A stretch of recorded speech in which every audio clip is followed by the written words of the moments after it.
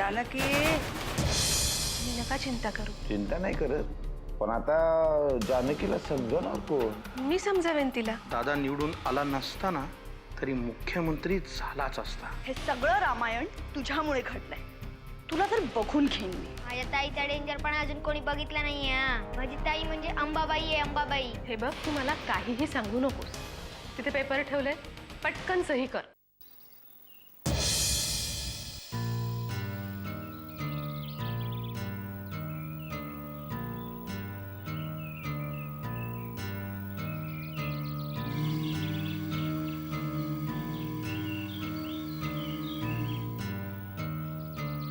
Watchman, येऊ दे त्यांना. ताई साहेबांनी बोलवलं, जाते.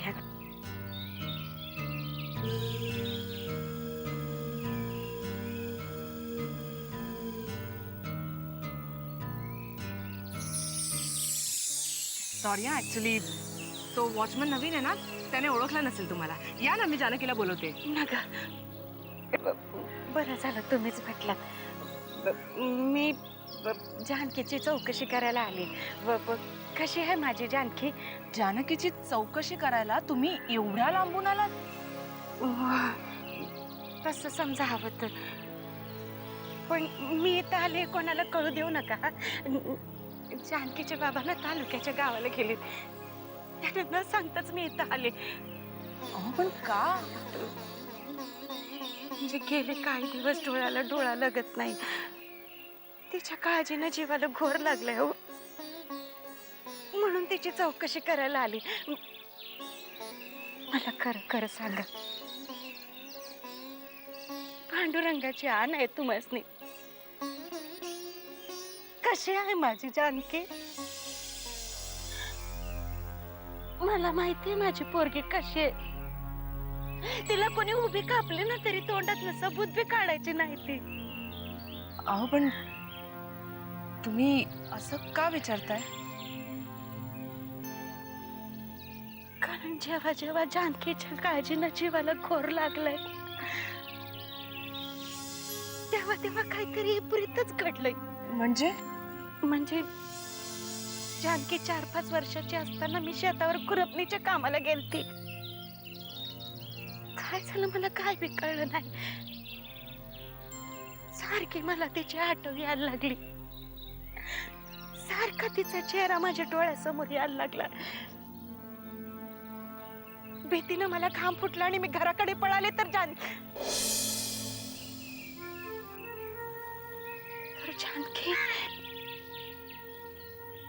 घराच्या मागच्या विहिरीच्या काठावर पोचली होती. ती विहिरीत पडणार इतक्यात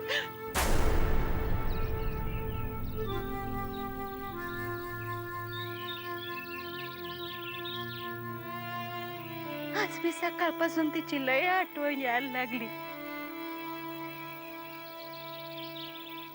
म्हणून मी तिची चौकशी करायला आली. तुम्ही नका काळजी करू.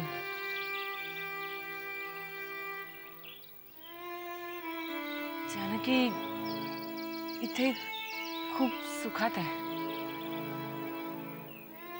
तिच्याशिवाय इथे कोणी राहूच शकत नाही. आमचं बी तसंच झालंय. कामाच्या ओझ्याला दिवस ढकलतो कसा बसा, पण रात झाली की तिच्या काळजीनं झोप नाही लागत.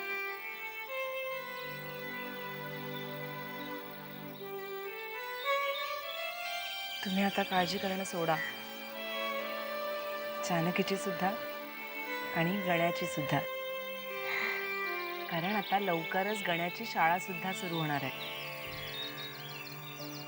बस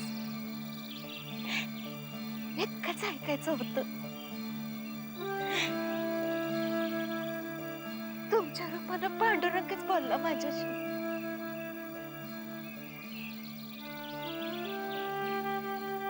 येते मी. अहो, असं काय करताय तुम्ही? आत या ना. नका, येते मी. ठीक आहे, मी तुमच्यासाठी गाडी मागवते. नका नका, उगाच सुखाची सवय नका लागा यार. येते मी, येते.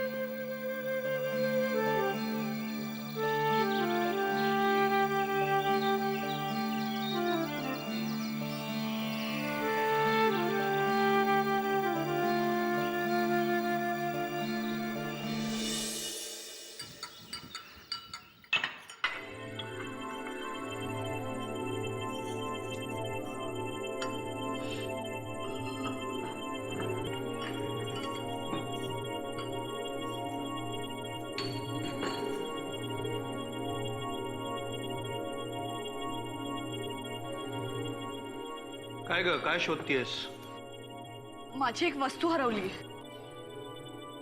नाव सांगशील का? नाही म्हणजे आपण एकत्र शोधू, सोपं जाईल. नाही नको. पुन्हा त्यावरून घरात तमाशा नको. पुन्हा तमाशा म्हणजे घराच्या किल्ल्या हरवल्यास तू.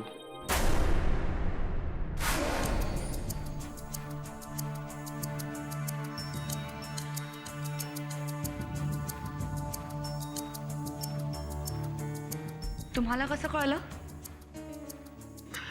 मी पुन्हा तमाशा म्हणलीस म्हणून. गेल्या वेळेला हरवल्यास तेव्हा एकदा तमाशा झाला होता ना घरात. तसं काही नाहीये. चाव्या माझ्या कमरेलाच होत्या. अचानक कुठे गेल्यात कोणास ठाऊक. अहिल्या, सगळ्या अशा अचानक गोष्टी तुझ्याच बाबतीत का घडतात ग? एक सांगतो ते ऐकशील का? ज्या गोष्टी आपल्याला झेपत नाहीत ना, त्याची जबाबदारी घ्यायची नाही. जानकीचा हक्क आहे तो, तिलाच देऊन टाक. तुम्हाला मला मदत करायची नसेल तर निदान तोंड तरी उघडू नका. दुसऱ्यांदा हरवल्यास तू किल्ल्या, दुसऱ्यांदा. त्याचं महत्व तुला अजून कळलेलंच नाहीये. कोणत्या गोष्टीला महत्त्व द्यायचं आणि कोणत्या गोष्टीला महत्त्व द्यायचं नाही ते मला चांगलंच कळतं. तुमची रात्रीची अजून उतरली नसेल.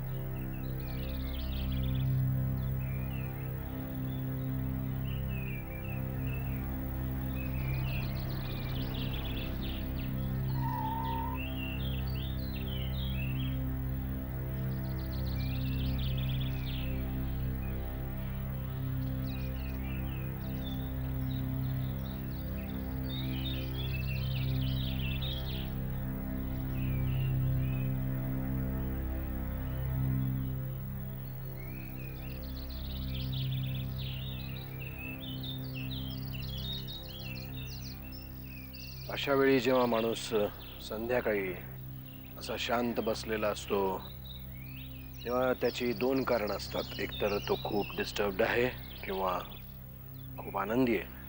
मी डिस्टर्ब्ड आहे. ओके. अशा संध्याकाळी जर एखादा माणूस खूप डिस्टर्ब होऊन शांत बसला असेल तर त्याची सुद्धा दोनच कारणं आहेत. एकतर स्वतःसाठी किंवा आपल्यावर प्रेम करणाऱ्यासाठी. मी तुमच्यावर प्रेम करणाऱ्यांसाठी डिस्टर्ब्ड आहे. म्हणजे जानकीसाठी आणि गण्यासाठी सुद्धा. ते दोघं या घरात राहतात पण ते या घरातले आहेत का हा एक वादाचाच मुद्दा आहे ना. बाबा, जानकी तुमच्या नावाचं कुंकू लावते पण ती तुमची कोण आहे हे तरी माहितीये. यावेळी भाऊबीजेला मी गणाला ओवाळलं पण माझा भाऊ शाळेत का जात नाही हेही मला माहित नाही. का? अरे बापरे, अशा संध्याकाळी एकदम हिवाळी अधिवेशनातच बसल्यासारखं वाटायला लागलं. इतके प्रश्न, ते सुद्धा एकाच वेळी. पण हे प्रश्न वावगे आहेत का ते सांगा. प्रश्न बरोबर आहेत पण ते तुझ्याच डोक्यातून आलेत की नाही हा प्रश्न माझ्या मनात आहे. म्हणजे हे प्रश्न आत्याबाईंच्या डोक्यातून आल्यासारखे वाटतात. तू फक्त व्यक्त होण्याचं एक माध्यम आहेस. नाही, आत्याजीने मला तुमच्याशी बोलायला सांगितलं हे खरं आहे पण हे सगळे प्रश्न माझ्याच मनातले. आणि आजपासून मी गणाच्या शिक्षणाची जबाबदारी सुद्धा घेतली. गुड. पुढे जर तुला राजकारणात यायचं असेल तर अशी छोटी मोठी समाजसेवाच तुझ्या उपयोगी पडेल.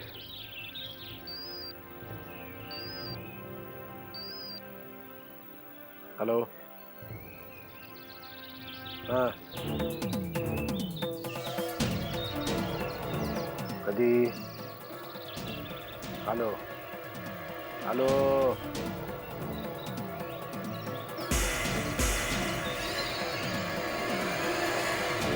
मोहन. Yes sir. वाकणे सरांना ताबडतोब बोलाव. हो सर.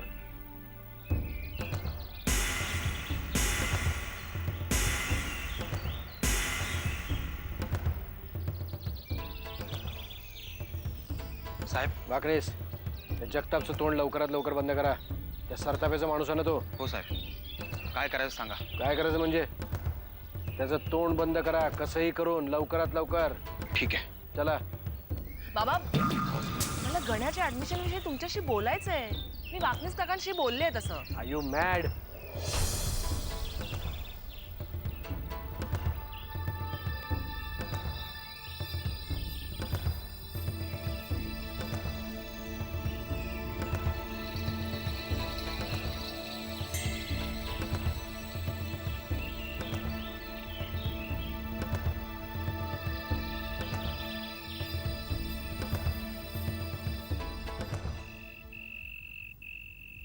हो हो हो, प्रयत्न तर करायलाच पाहिजेत ना. हो, चालू आहेत आहे ना. नवसाईची कृपा आहे. हो हो, नाही 1-2 दिवसात फोन केलात ना तर कळेल. हा हा हा, करा ना, करा. हा, अच्छा. काय झालं बाई? मामान बोलला काही? चेहरा का पडलाय असा?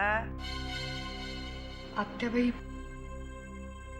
माझ्याकडून एक खूप मोठी चूक झाली आहे. म्हणजे? माझ्याकडून तिजोरीच्या चाव्या हरवल्या.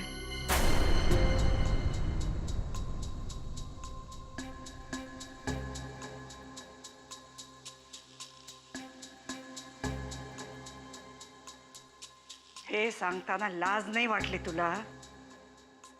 एवढ्याशा चुकीसाठी माझी लाज काढायची काही गरज नाही. मग काय आरती ओवाळू तुझी? किल्लेदारांच्या घरातल्या कुठल्याही स्त्रीला या किल्ल्या म्हणजे सगळ्यात मोठा दागिना आहे. पण तू असा वापरतेस? मी इकडे तुमची बोलणी खायला आलेली नाही. तुमच्याकडे ज्या मास्टर कीज आहेत त्यावरून डुप्लिकेट करून घ्यायचे आहेत.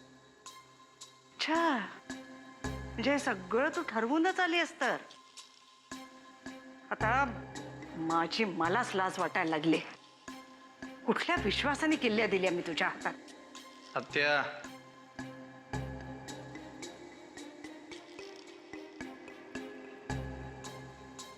ज्या गोष्टीची ज्यांना किंमत नाही त्यांच्या हातात त्या गोष्टी देऊच नयेत.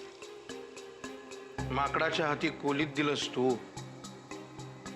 आता ते माकड गाव जाळतच फिरणार. कुठल्याही वाटसरूला रस्ता नाही दाखवणार. घे.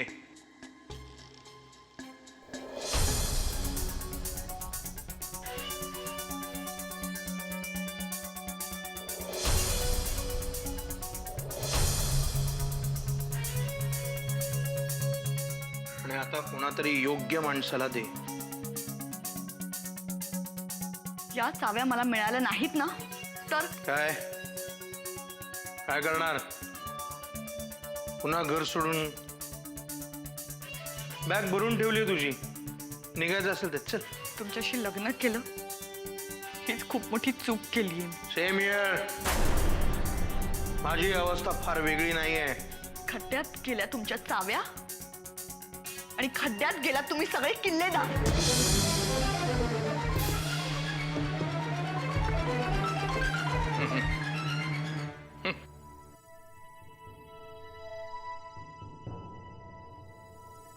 आजही पिऊन आलास?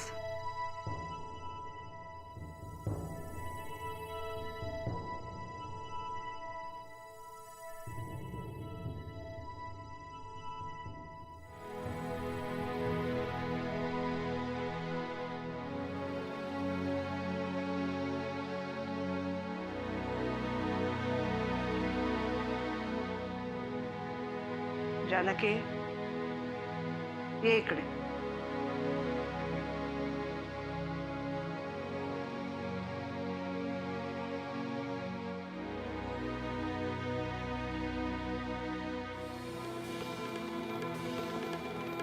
घे.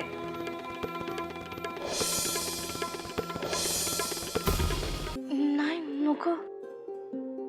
अगं घे.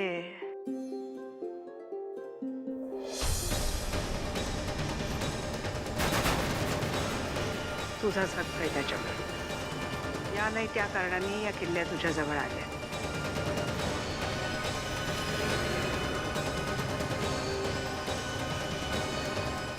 आता नीट जग त्यांना.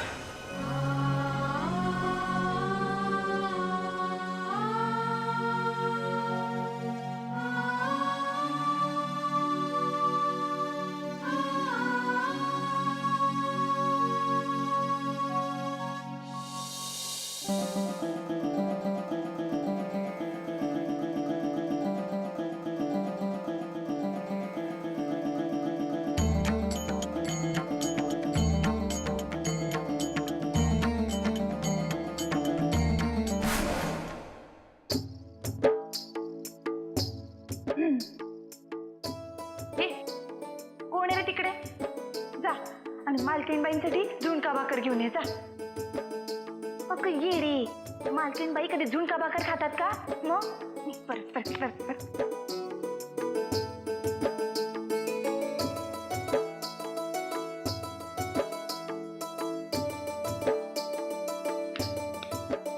कोण आहे रे तिकडे?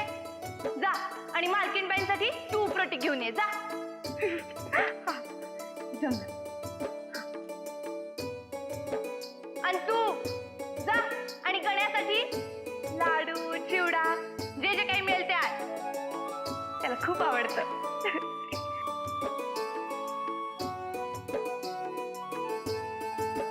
आणि तू रे हा बघत काय थांबलाय? ये आणि मालकीणबाईंचे पाय चेपून दे. ये. काय नाही मग कमरेच्या चाव्या दिसत नाही का तुला? दिसत नाही तरी पण नाही. चल मग नाही घेऊन.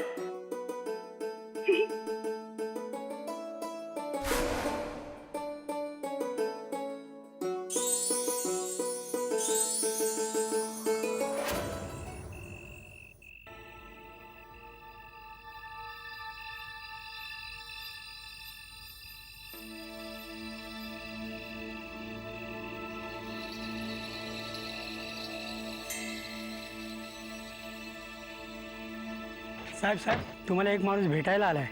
खूप वेळ झाला थांबलाय. कुठे आहे तो माणूस?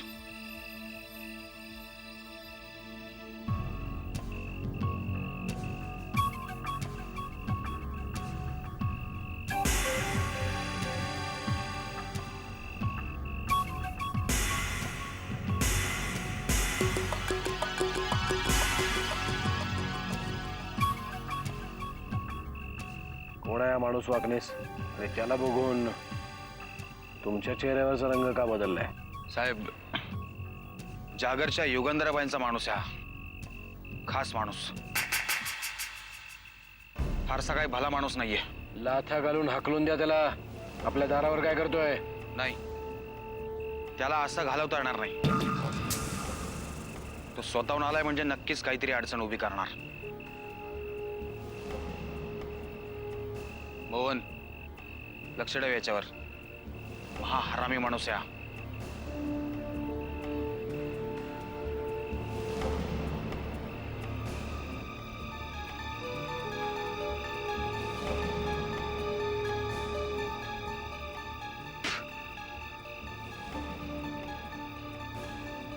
मला नरसिंहाशी बोलायचंय. गोसाव्या, आमचे साहेब तुझ्या वडिलांसारखे आहेत. बोलताना असं एकेरीत नाही बोलायचं. हे पाळीव कुत्र्यांशी बोलत नाही मी. तू आणि मी काही वेगळे नाही. चल बोल, कामाचं बोल. ओ किल्लेदार साहेब, आज नाही भेटलात ना तर आयुष्यभर पश्चाताप करायला लागल, लक्षात ठेवा.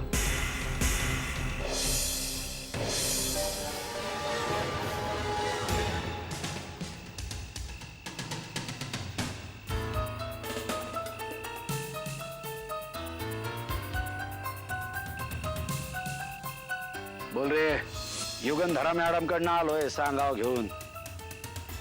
मुख्यमंत्र्यांच्या शर्यतीत तुमचं जे काय नाव आहे ते माग घ्यायचं.